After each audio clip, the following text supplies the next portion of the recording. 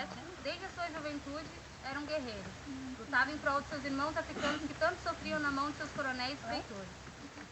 A história diz que Rei Congo, que tinha seu nome de batismo como Octácilo, era um grande rezador e curador de doenças, sendo conhecido entre os negros e brancos pelo seu tratamento de moléstias com a tuberculose, na época que exterminavam muitas pessoas sem escolher a cor ou a raça. O negro Octácilo, certa vez após uma das filhas de um coronel fazendeiro, chamado de Senhor do Café, ficar muito fraca com a famigerada doença assassina, a tuberculose, ficou muito conhecido em toda a sua região pelo tratamento dado à pequena Sinhá, através do seu conhecimento de ervas utilizadas em chá e compressas, sanando assim todo o mal estar sofrido por ela e curando-a de vez da tão maléfica doença. Após esse fato, ele começou a frequentar outras fazendas da região para, com sua sabedoria, ajudar outras pessoas que sofriam além da famigerada tuberculose com outros males, que afligiam a tão covarde e intolerante classe branca e rica da época. Com essas viagens de fazenda em fazenda, Octácilo começou a perceber que seus irmãos negros sofriam grande humilhação e maus tratos dos então feitores, que, ordenados pelos coronéis, mandavam castigar na chibata e no tronco todos os negros, e sem motivo para tal covardia. E foi assim que o jovem Octácilo tomou para si a vontade de lutar contra essas atrocidades. Dia após dia, ele, tomando seu desejo de liberdade e também pela grande vontade de libertar seus irmãos das garras dos covardes feitores e coronéis, ele decidiu então tentar a fuga, com o objetivo de mais tarde tentar ajudar os outros escravos a fazerem o mesmo. Enfim, chega a noite da fuga. Octácilo e mais alguns negros, após um dia cansativo na preparação da terra para um novo plantio de café, conseguem fugir do cativeiro após dominarem um feitor e seus jagunços quando iam acorrentar as portas da senzala.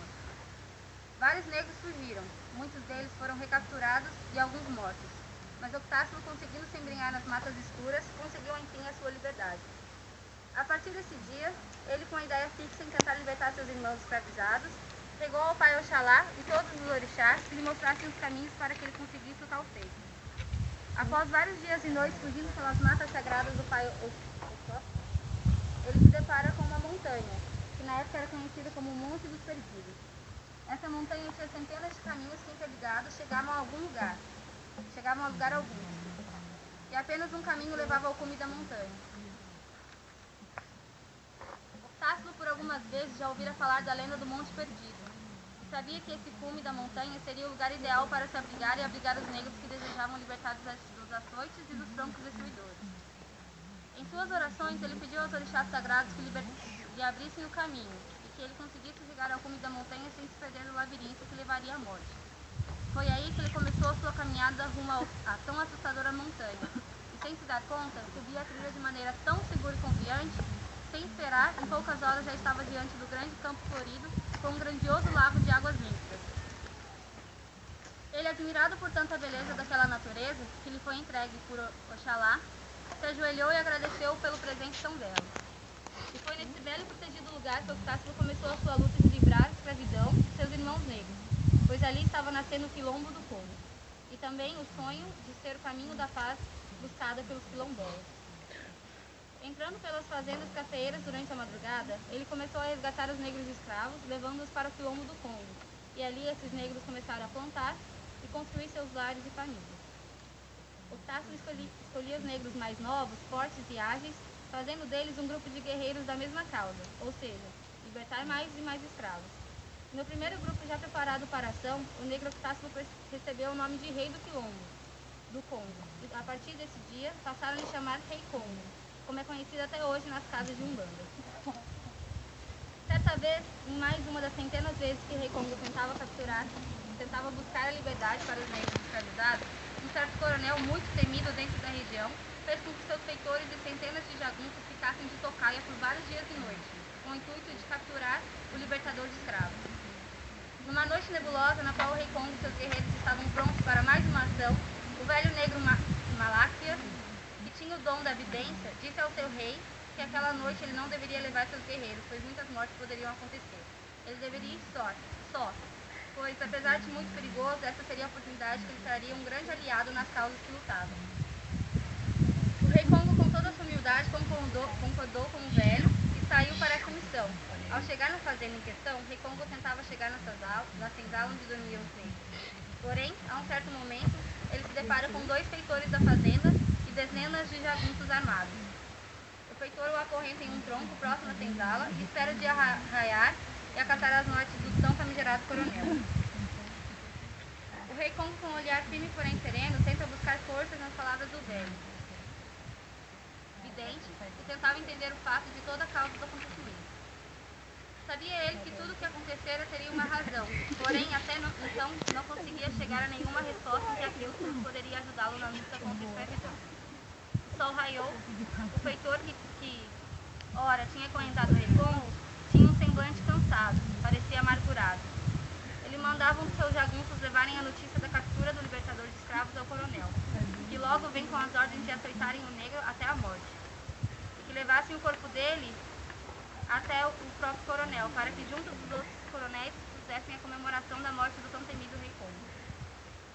E foi dada a missão ao feitor de levar a morte do rei Congo por meio de chibatadas.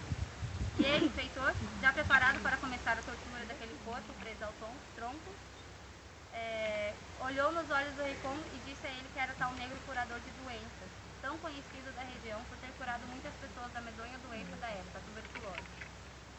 O rei Congo, ainda com um olhar sereno, apenas balançou a cabeça firmemente. Então o feitor o livrara das correntes e, se jogando aos pés do rei, pede para ele salvar a sua amada, que se encontrava física, extremamente enfraquecida e sem nenhuma chance de sobreviver. O rei Congo, estendendo a mão ao feitor, lhe pergunta se ele tinha fé. O mesmo responde que sim. Então o rei Congo diz a ele libertar a sua doce jovem dos males da doença. O feitor, sabendo que tinha que entregar o corpo ao rei do Congo para os coronéis, resolveu então libertá-lo e seguir com ele para sua amada até o quilombo do Congo. E assim foi feito. Nesse mesmo dia saíram fugidos da fazenda rumo ao Monte dos Perdidos. E mesmo durante a viagem do rei Congo, fazia seus chás e compressas para tratamento da jovem Rosa, que dia após dia ia recuperando sua saúde. Ao chegarem ao seu destino, com cuidados mais especiais, o tratamento vindo das ervas e compressas sagradas, Rosa se recuperou totalmente. Em agradecimento ao feitor, que tinha o nome de Amadeu, jurou lealdade ao rei Congo, e se transformou em um dos grandes guerreiros libertadores do quilombo do rei Congo. Apenas os guerreiros do rei sabiam o caminho correto para chegar ao Monte dos Perdidos, e já estava sendo conhecido em toda a região como o quilombo do rei Congo.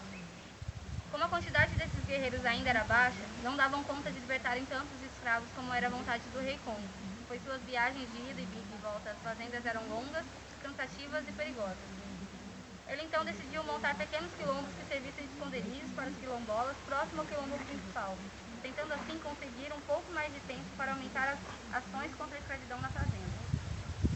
Isso, infelizmente, durou pouco, pois mesmo em matas fechadas, pequenos quilombos foram descobertos pelos feitores de seus capatazes, ou até mesmo pelos capitães do mato, contratados pelos coronéis fazendeiros que estavam à busca de seus escravos.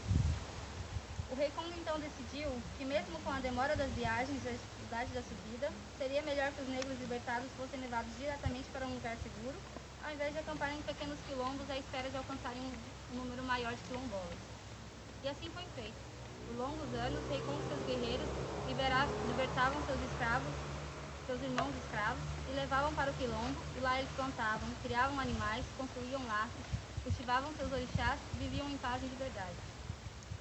Muitos coronéis por anos tentaram alcançar o tão conhecido e guardado quilombo do rei Congo. Muitos feitores, capatazes e capitães do mato perderam suas vidas tentando decifrar o caminho correto que levaria ao cume da montanha, mas nenhum desses tiveram êxito em seus objetivos, pois ali, além de ter um grande guerreiro que protegia a entrada do caminho, tinha um rei. O rei protegido pelos orixás, principalmente pelo pai Oxalá, no qual o velho rei Congo agradeceu por toda a sua vida a luz dada para que ele encontrasse o caminho para a libertação de centenas de irmãos. No final do século XVII, o rei Congo fez a sua passagem para o mundo dos espíritos, já com 90 anos de idade no corpo físico. E sendo agraciado por pai Oxalá, a bênção de poder vir à Terra a quantidade de luz para continuar libertando as pessoas da escravidão. Porém, com um trabalho ainda mais árduo, pois essa escravidão não são só de correntes do aço frio, mas escravidão da inveja que consome a alma, da falta de humildade que magoa o espírito, do orgulho que destrói o perdão, da soberba que esmaga o ser, da falta de amor que escurece o caminho e principalmente da falta de fé que desvia da evolução espiritual. O rei Congo, preto velho, calmo e sereno, humilde mas soberano, tem sempre a palavra certa na hora certa, tem os ensinamentos certos para os momentos certos. Com sua voz mansa e seu jeito peculiar de se cantar, ele é reconhecido por toda Umbanda. E todos os que já tiveram a oportunidade de poder ouvir seus conselhos em tom da sua voz, percebem que podem se considerar um abençoado por Pai Oxalá. Salve, Pai Rei Congo. Salve. Salve.